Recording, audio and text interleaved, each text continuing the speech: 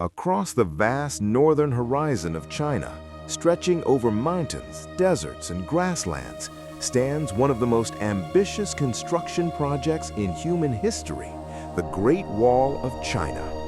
Often described as a single continuous wall, it is in reality a vast network of fortifications built, rebuilt, and expanded over more than 2,000 years. Its story is not just one of stone and brick, but of empires rising and falling, of fear and ambition, of strategy, sacrifice, and survival. To understand the Great Wall is to understand the long struggle of Chinese states to define, defend, and preserve their civilization against the powerful nomadic forces of the northern steppe. The origins of the wall trace back to the 7th century BCE, during the turbulent era known as the Spring and Autumn period. At that time, China was not a unified empire, but a collection of competing states.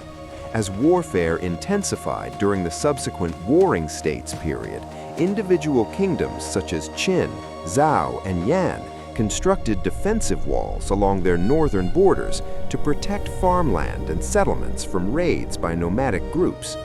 These early walls were made primarily from tamped earth, created by compacting layers of soil and gravel between wooden frames.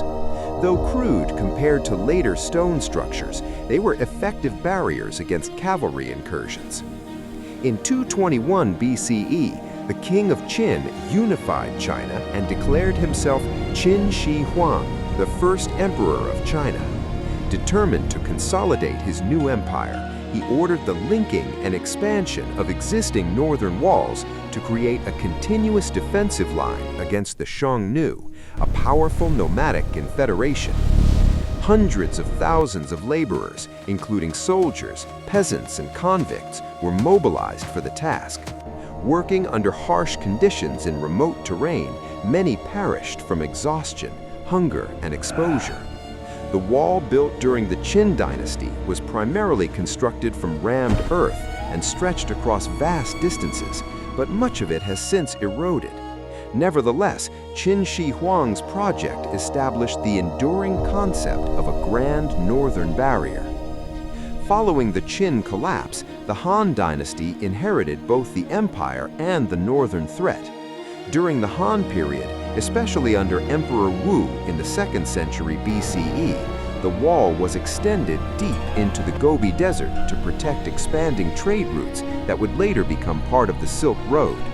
The Han fortifications included watchtowers and beacon towers that enabled rapid communication through smoke signals by day and fire by night. These signaling systems allowed warnings to travel hundreds of kilometers within hours, providing critical time for defensive mobilization.